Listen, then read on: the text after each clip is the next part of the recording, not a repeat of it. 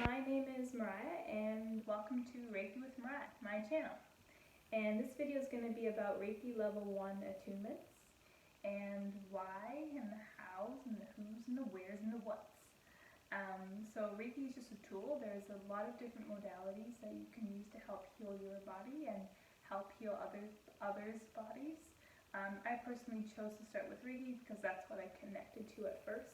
I'm a very mental human, so I wanted to understand energy because at first my master was like, there's this thing that you can move around but you can't really see it, it's all about feeling, and I'm like, okay, but if I'm gonna look like you and be healthy as fluff, then yeah, we'll go with it. So I started the process and I had to like fully trust in the process, because for me it was like, well, if I can't see it, then I'm not sure if it exists. And part of my learning process was to learn about the different bodies. So in Reiki, we sort of focus on the 4 bodies. So we focus on the physical body, the mental body, emotional body, and the energetic. And the way I sort of see it visually now is we have a square table, and there's 4 chairs, and each of the bodies are sitting at those chairs. The physical body, when it's doing Reiki, is like, all right, we're going to put our hands here, and this is where we're focusing the attention.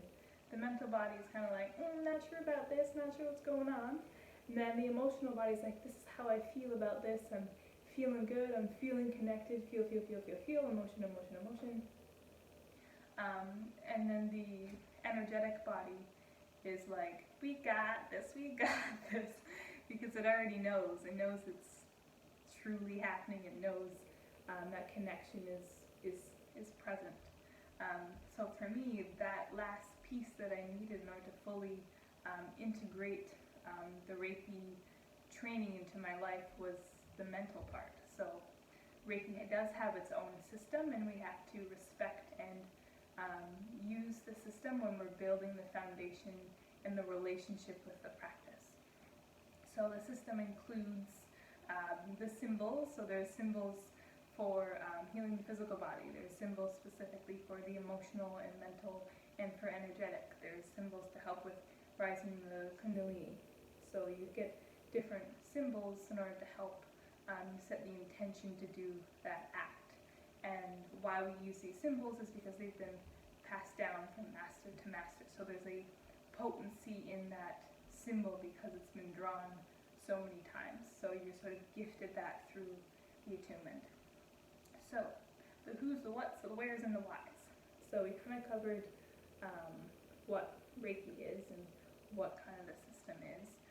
But we'll go into the attunement. So who does the attunement? So a Reiki master will do the attunement, and they're kind of like, well, why can't I just give myself a Reiki attunement? I can look it up on Google. And it's like, well, because there's different levels of Reiki, and why there's different levels is because there's an integration process that happens, because each time you get that download of energy, something shifts in you, and your physical body's kind of like, this is kind of weird, and your mental body's like, we're talking, because there's so many like movements that are happening and so much integration that the body's trying to process that it needs time. So the energy's coming down through the channel of the master, and there's an intention of this, the healer, the master, saying like, we're gifting this student the level 1 because that's what they're asking for. This is the self-love space. That's what they want. That's what we're going to allow to enter into their body. They can handle that. And then we sort of ingrain the first symbol into the palms.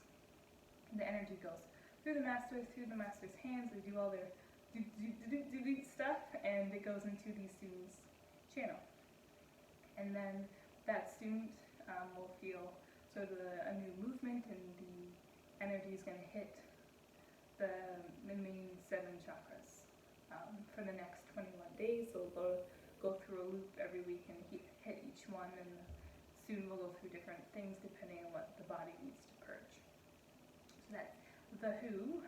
The second part of the who would be So who's allowed? So my master told me that you should sort of wait until the physical body is done growing, so in your late teens, and then you can sort of receive your first level 1 Reiki attunement. And it doesn't matter where you're from, what you eat, and whatever. The only thing that's most important is that you have the intention to work with the practice. Because it's just not something to do. It's literally changing your life, because it's helping your body purge at such a deep level that you need to continue that purging and be a volunteer to that purging. Because the whole point is hitting, clean, cry, whatever you gotta do. And then the tools that we give you with the self-healing is to maintain the clarity and the cleanness of the body. And that's why you do Reiki self-healing on yourself every day for the rest of your life. And I say every day of the rest of your life, and you're like, Ron, that's a big commitment. And it's like, yep, it is, but that's what you asked for. And over time, it becomes so integrated in your practice that I notice now, after a couple of years, where it's just like my mind automatically does it when I wake up, automatically does it when I go to bed, automatically does it when I'm sitting on the bus, it automatically does it when I'm doing certain things, because it just knows. You sort of build a relationship with that energy. When you're ready, when you're called to, who, what, where. So where, obviously, where the teacher decides to do it, but also it's energy, so it doesn't have any limits of time or space. So I do distance Reiki Attunements, and I got to do one on my sister recently, so that was pretty beautiful to pass it on to a sibling. So now 3 of us. So I have an older sister. She's 27, and she has her level 1. And then my younger sister has her level 1, so we all have our Reiki. So that's pretty exciting. So the who's, the what's, the where's, the when's, the why's. All right, so the why. Why wouldn't you want the tools to do the same?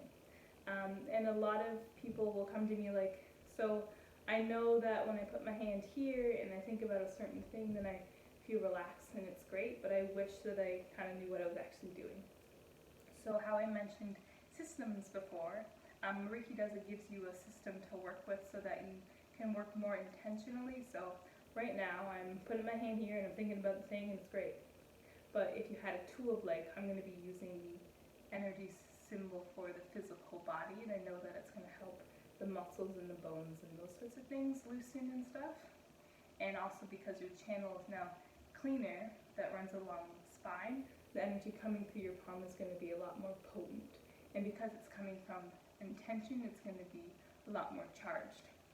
Because we're all human beings and we're all in this animated form, and the energy is sort of filling our body so that we can speak and move and flow in this energy space that's happening.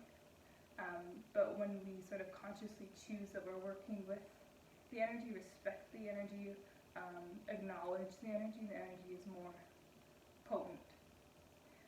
Because when we don't have that attunement, because the body isn't clean because it's traumas and all the things, it's kind of like, it's coming out like real poofy, just little things here and there. Obviously there's some people where you're just like melting into them because it's just like the love coming from them is so intense. But obviously, I said before, there's lots of different ways of tapping into the energy, cleaning the body, and then moving it and working with it. And obviously, you know, because you're on this channel, you know that I love my Kundalini, and that works with energy, obviously, but also very heavily with the nervous system and the physical body.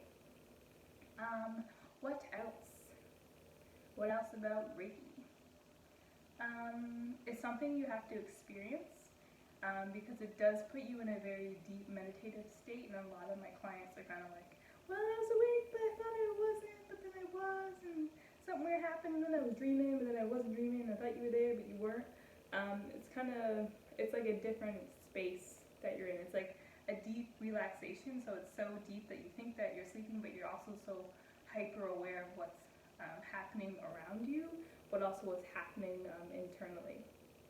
So I do suggest that you get it done. Just doesn't have to be from little old me, but just in general, do I recommend that you do get energy work done, because we're in a time collectively where it's so important, because everyone is so sensitive now, and there's this thing going on and I know it's probably a little bit taboo to say this, but it's sort of like, well, I can't go outside and I'm too sensitive, and it's like, well, that's great, we should be celebrating that your subtle body is so hyper aware. Like, that's the gift to be able to pick up on all of the human's things and process it and see it, but the only thing is that you have to train it. You have to have a strong auric field, you have to have a strong body, you have to have a strong mental capacity in order to deal with the amount of information that's coming through. And the process of being a practitioner is you get your level 1, learning about self-love and healing the body, and you hermit, and you're like, I don't want to talk to anyone, like, I'm done. And then you come out and you're like, oh, like, I'm good. Everything's great. I can handle it. And then you get that call to come into your second level and become a practitioner, because you are so grounded and so secure and know how to heal your own body and soothe your own self that you have the capability to soothe others. So everyone that's in hiding and they're really, really sensitive, it's like all we need to do is open up the nervous system so you can handle and increase your capacity. So when I do my trainings, I make sure that we do Kundalini Yoga and we do the Reiki training, so that you can learn certain things to help open up the nervous system, so you have the capacity to learn and feel more, as well as working with the energy in the Reiki system. I think that's all I have about that. If you have any questions, you can put a comment below, and I will be doing another video talking about step-by-step of what I do in the Reiki training, because what I do is a little bit different than other practitioners, just because I want to give you as much content, as much knowledge, and as many tools that I can give you as you make that transition, because what I want for my students is for you to really enjoy and get deep into your self-love level 1. I want you to be obsessed with it so that you can become a practitioner, become a master, and become a teacher.